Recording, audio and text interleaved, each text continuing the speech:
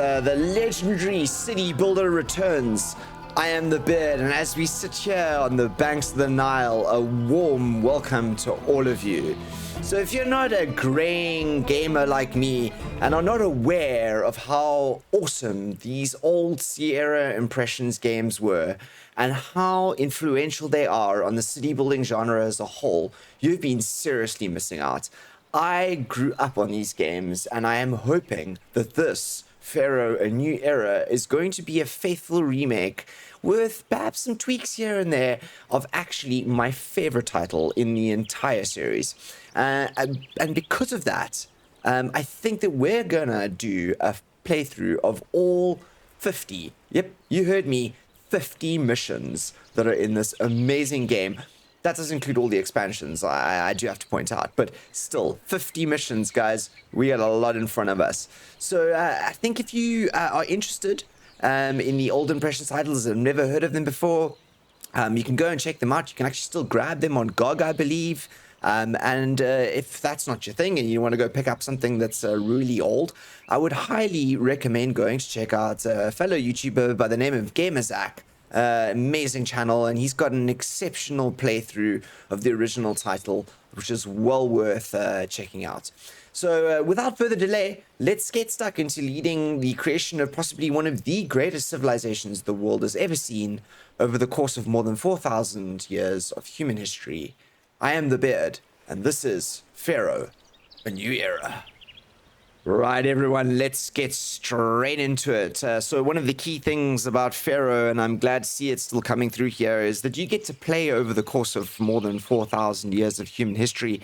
And to start off, you create a family that will become a dynasty that will, over time, through generations, manage the various cities and the growth of the sort of Egyptian empire. So I've gone ahead and created us a family. It's fairly simple, just a portrait and a name. We are going to be Ramesses, obviously a pretty famous family within the Egyptian empire. Going through the game modes, and I'm glad that we can see we can do this. So we can actually go through to the mission selection, the individual 50 missions. We could pick one of them now and play one of those. But we are gonna, like I said, we are gonna go through the 4,000 years of Egyptian history, and we're gonna relive it all on this channel. And let's see how long it takes us. So let's proceed. Right, so we're gonna start now in the pre-dynastic period. So actually this is way early in history, 3,500 to 30,050 BC, and Nubt. Wow, this takes me back. It's been a while since I've played this map. So yeah, our leadership helps to settle Egypt on its course, set Egypt on its course to eventual greatness, still glimpsed only dimly. So we are leading a small band of nomads and their discovery of arts and civilization. I think this will be the tutorial portion of this game for now, but we're going to go through it slowly, even though I do kind of know how to play it. I'm very keen to see what they've changed. And the old title was exceptionally poorly tutorialized. So really interesting to see what happens here. So a village is born. We've got a small landscape. Our win conditions are 6 level 3 meager shanties, and we've got no monuments to do. So let's get in. Welcome to ancient Egypt, land of the pharaohs. Here you'll participate in the history of one of the greatest civilizations the world has ever seen. In an epic story that spans more than 15 centuries and 24 generations. You must lead one family, generation by generation, from its earliest beginnings in Egyptian prehistory, through the dawn of civilization, to the establishment of a unique and powerful empire and beyond. Our story begins more than 5,000 years ago, along the banks of the Nile River in an area known as Nubt. Here, a small confederacy of clans struggles to eke out an existence in the harsh environment. With you at its head, your family leads this small settlement. Right, awesome little voiced intro there for the first mission, Nubt, and I love that music there in the background. Right, first thing I've noticed, we now have defeat conditions. I don't believe those were there in the original title. So mission is lost if our debt rises to minus 50,000 Debons. So watch out treasury carefully. I doubt we're going to have that much of a problem in this one. So we are gonna do this little tutorial thing. We might not read through all of it in detail. We'll have a look at it. So first things, the villages are housing. So we have to do some housing. People move into the village. Nice little tutorial. I can see this as they put some effort into this. So we got to lay some houses. All right, now I think let's pause quickly. Right, space to pause. I think you can scroll out. Yes, so you can get a much better view of the map here. And it's amazing to see those little ostriches there. Oh, that's awesome, right? So use the right panel to access the construction tools. Right, this little UI here, that's going to change a lot. Okay, they're really directing us to where to put them. So let's do that. Let's unpause the game. We don't really need to have it paused now, right? So there's no road access, right? So it's going to want us to build some roads around here for this section of housing. Oh, yep, there it is. That's how it wants us to build it. Let's see. Right, there you go. So yeah, we can watch our immigrants grow here. So we know how this works, right? I skipped through that. I apologize. But essentially, we have a main road, the main Empire Road, and our little citizens will spawn, and they're going to come through and yeah, fill up the plots that we've laid out for them here. And we're going to start seeing our population sort of, tick up here. So we've got 6 workers out of 16 inhabitants. I believe we are playing with the original rule set, which means that there is an aging population, and if you're too young or too old, you cannot be employed. You cannot work. There are options within the game to change that to a fixed percentage, I think. But we're going to play on the old rules. We're playing on the old rules, yeah. So we've got to get to 200 inhabitants. That's going to be very, very soon. Let's just see if we can. Let's see if we can speed up the thing right here. So access to water, right? So we all know how to do this. Wells can be built on underlying groundwater, but the green grass has to be present. So that's be just a little bit of green grass, and they only do a 2-tower radius of themselves. So, oh, yep, absolutely telling us where to put those. So a little bit of green grass here, we can build a well. So right click to go back to the category section, and right click again to check the construction modes. Okay, I see what you're saying. Quality of life, right? If you'd rather have all the stuff go, okay, we can choose certain options. Oh, that's nice. Okay, so there are some very nice UI options here. We can have these pop out automatically or not pop out, which is very cool. Right, so by giving them water here, there's extra room for 8. So we're going to have a couple more people creep into the settlement here. Let's speed it up. Right, so we're going to do hunting. Great. Let's see if we can do hunting quickly. So growing population needs reliable food source, and we're going to need hunting lodges, and then we're going to need some granaries and bazaars to distribute them. So let's just go down to normal speed here. I am used to using the mouse to move rather than WASD. Right, are they going to tell us where to build the hunting lodges? They are indeed. Oh, look at that. Great. There's the spawn and despawn points. So the green point is where the walker will spawn, and the red one is where they will despawn. Can we rotate these? We can indeed. Fantastic. Awesome. I think we can rotate most buildings now, which is great. So yeah, oh, look here. There's a little bit of a instruction here on how the despawning and spawning works. So one of the things we've done as well with the workforces is we've chosen to, rather than have a global workforce, which is something you can choose to do, we have a recruited workforce. Therefore, they have to actually send out a little walker to go and find people to work at the hunting lodges. So there he goes. Granaries, right? So now the hunters will set off in search of prey. And if successful, we need a granary to store them. So undesirable to live nearby, but we'll need access to a workforce. So it's important to do them carefully, right? So let's do a granary. I think we can do the granary over there. Can we rotate the granaries as well? We can.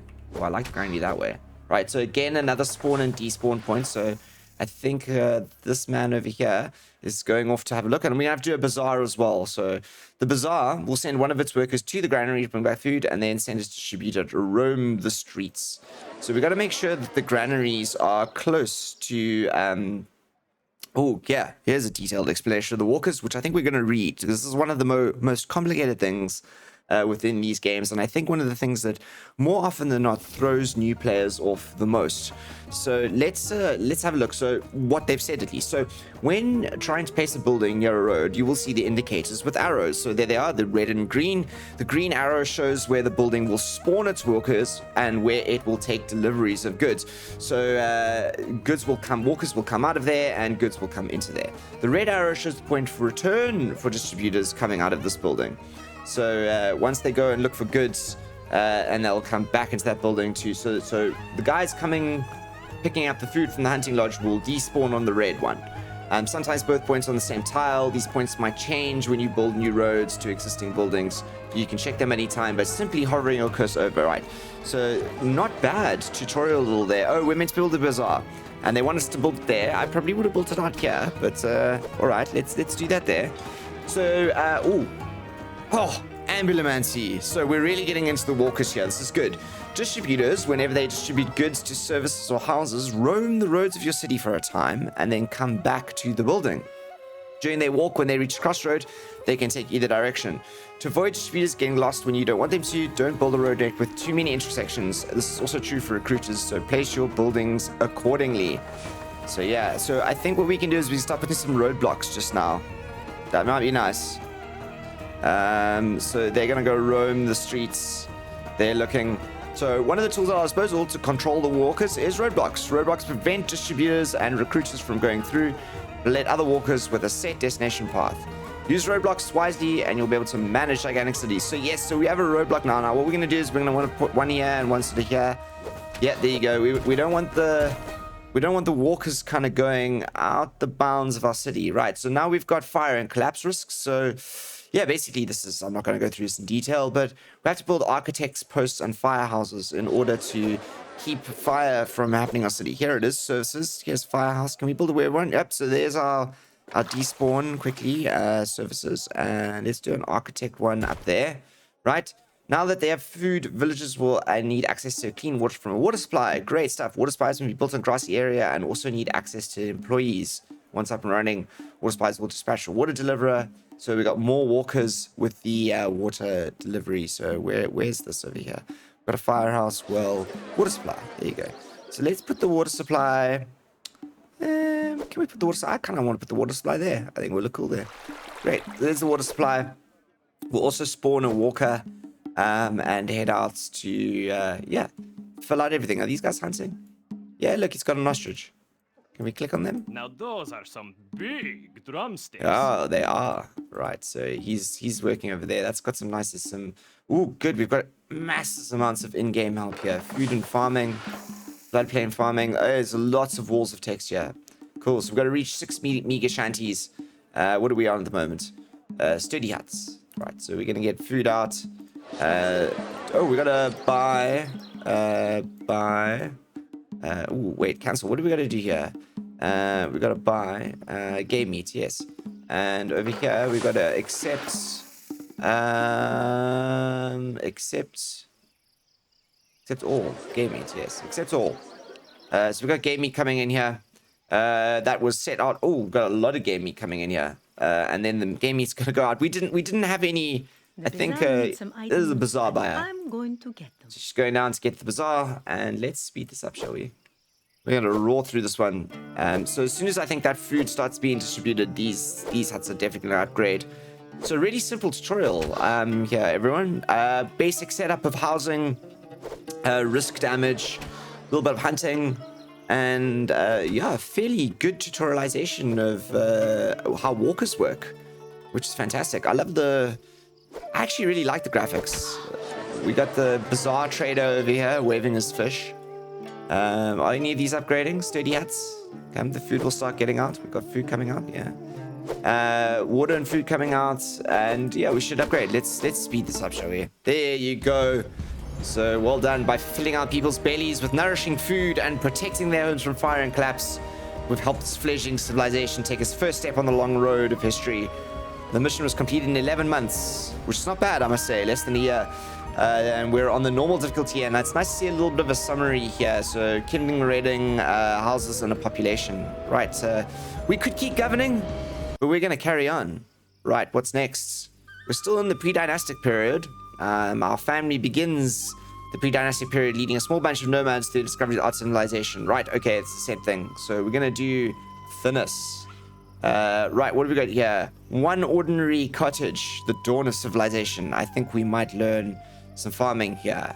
Let's see what we got in store for us.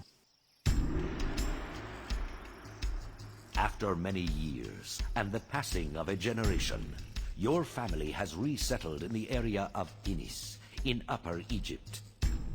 Here, a small band of local rulers is attempting to extend its influence over Lower Egypt and all lands along the River Nile, and to unite this realm under its own house with one supreme leader.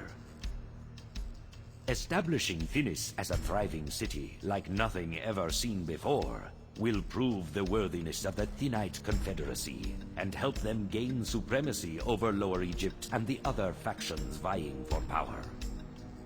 In time, this will mean providing the population with entertainment and building wonderful temples to worship the region's patron deity. To build a city this grand will require a substantial supply of cash. You'll find rich deposits of gold ore in Thinis, and harvesting them should be your first priority. Great, I'm really loving this. So Thinis, next one, I think we're going to learn some mining here. Keeping our treasury in balance, I think. So let's see, still very much in the tutorial section here. So yeah, we got to start doing the same way we did in Nubt. Try to be relatively close to the ore-bearing rocks in the north of the map. If you're going to need to mine them. Clear the trees with the destroy button. These won't grow back. Right, fantastic. Let's put ourselves all the way down here and scroll out quickly. Let's have a look. There's the gold. There's the gold. So how about we think about building our little civilization here, right? Shall we see what we can do around these rocks? So let's start with some housing, shall we? Let's do the first strip of housing here. We'll do a little cross stab here, and we'll fill them up on the side. And let's get some pathing going. All the way down there, like that. It's a pity we can't go through there. Maybe build one square too forward, and then let's build that down there, and we'll get to the mines down there, I think. Right, so we've got some immigrants coming in. There they come. So while we wait for them, let's get in some of our other things that we need to be getting in here. Let's get in a water supply. I think what I'm going to do is I'm going to put the water supply there. That should be good for that. We can also do a roadblock over here. We don't want them wandering. We can just wander around that level. And let's get in some services, shall we? What do we want? We want some fire, and we want some there's more, of course, the employees are needed. Okay, let's speed this up, shall we? Come on, population.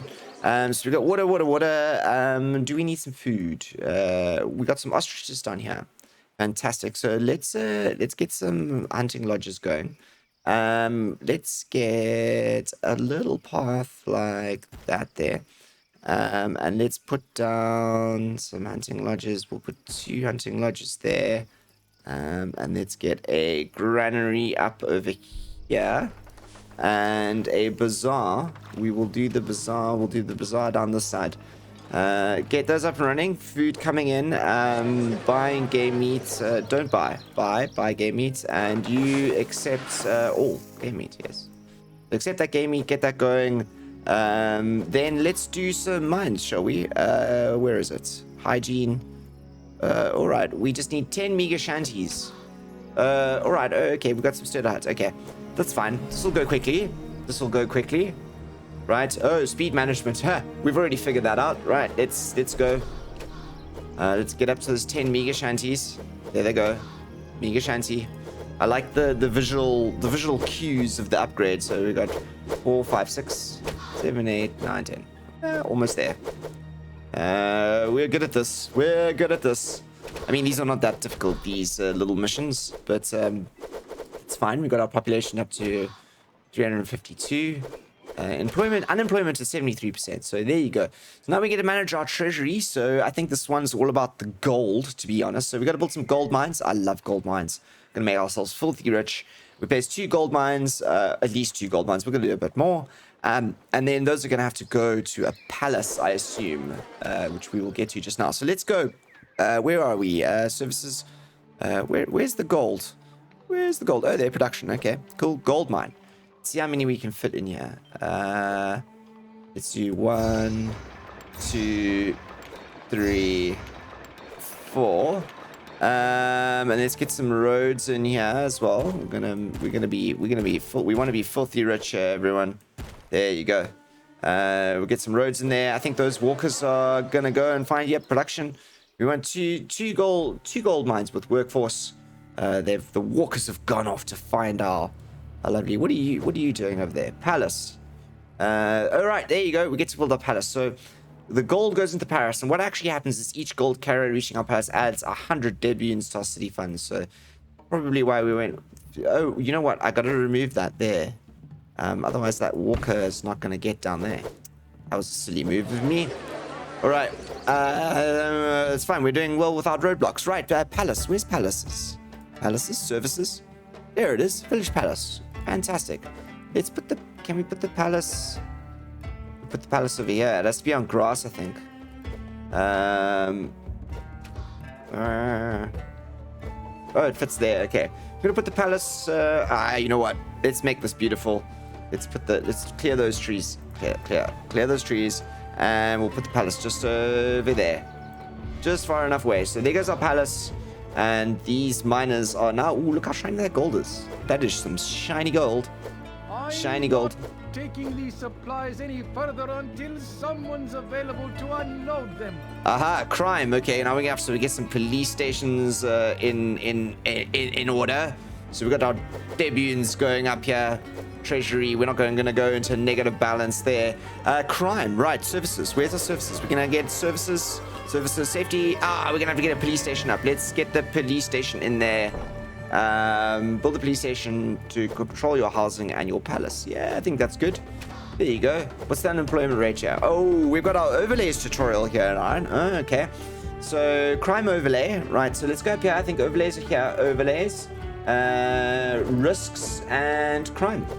Fantastic. Right, so these are buildings that are not affected by crime, which is good. Crime overlay. Yes, there you go. Health and diseases. Oh, we have to do an apothecary as well. And physicians. So health. Right click to continue. Build a physician. That'll also be in services, won't it? Hygiene. Physician. Cool. Let's build you over. How about we build you over there? Right. Okay, cool. And I think we can get rid of that overlay. There you go. Fantastic. Good to see. This UI is beautiful. I really like it. Build a temple and 2 shrines dedicated to Bast. So Bast is our... Wait, where's our objectives? Here you go. No.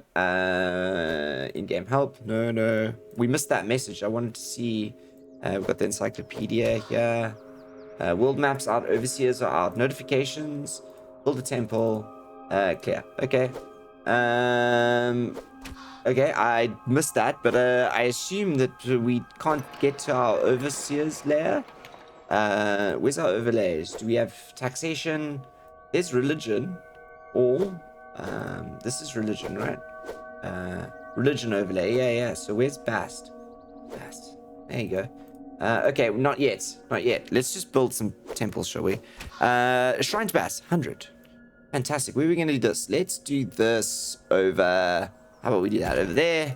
I think we have to build 2 shrines, a temple, 2 shrines and a temple. Let's do another shrine over there. Can we rotate these as well? Ooh, we can. All right. Temple's gonna go. Temple's gonna go right there. Right. We're gonna do festivals. Patron gods and local deities. Right. We're gonna build a festival square. Right. We knew this was gonna happen, didn't we? We knew there was going to be a festival square. Let's do the festival square up here. Let's see if I can get this in. Make it look good. Festival square. Yes. Good stuff. Oh, here we go. Overseers. So we now get to go see the overseer of the temples, which are kind of like our ministers, as you were. And we can see how pleased with the gods we are and hold festivals. Lightning bolts indicate the god is feeling hostile, while the blue mystic symbol indicates the god is feeling benevolent. Right, okay, cool. Got that. There's the overseers. Here's overseer of the temple. Right, is that the mystic symbol? Benevolent. Fantastic. Should we hold a festival? How much money we got? Lavish. We can't do grand, but we can do lavish. Let's order the festival. So, preparing the festival. While the pressure, you can speed time up, right? So, we're preparing that festival for Bast. I'm going to clean up the edges of my festival square here. What's the unemployment rate like? Come on. Is the overlay pop up? Tooltip. Tooltip. Sometimes these tooltips aren't showing up. There you go. It's really... is anyone else seeing that? Right, it's really difficult to see. Unemployment 34%. Right, let's speed it up, shall we? It wants us to speed it up. There's going to be a festival, and we're going to... There you go. Entertainment. Right, of course, right. City becomes more advanced. We need jugglers and juggling booths. So let's try and do that, shall we? Now, if I remember, is this entertainment, right? What we want to do is we need to build a juggling booth down this end, and then we put the juggler on this corner here, and then service these buildings as they go around. So let's put there, and let's go juggler. No, that's juggler. I want a booth at this corner. Will you fit there in the corner? There you go, outside the temple. Awesome. Okay, so now the jugglers will spawn out of here, and they'll wander down to the booth. And there you go. Whoa, Thinis. We have completed Thinis. Excellent. We built the first true city in the unforgiving land, providing for your citizens corporal and spiritual needs, and have helped the Thinite Confederacy unify the divided land. Completed in 19 months, and nice to see this culture rating of 5, prosperity rating. We got a kingdom rating of 49, and then a nice sizable, almost 500 population there. Again, we can keep governing, but we're going to continue to the next mission. Right, now we're really getting into the depths of the good old... I'm cracking my knuckles. I'm so excited. 50 missions that Pharaoh A New Era has in store for us. But I think we're going to stop there for this episode. We'll pick it up in the next one as we continue through the pre-dynastic period, leading our band of nomads. And I know I am not going to be pronouncing this right, but Right is the next time up there on the Nile. We're going to go see what we can do. Until then, please look after yourself. I hope you've enjoyed this, and I hope you're looking forward to the glorious ride we're going to take together. Until the next episode, please look after yourself. I am the Beard, signing out.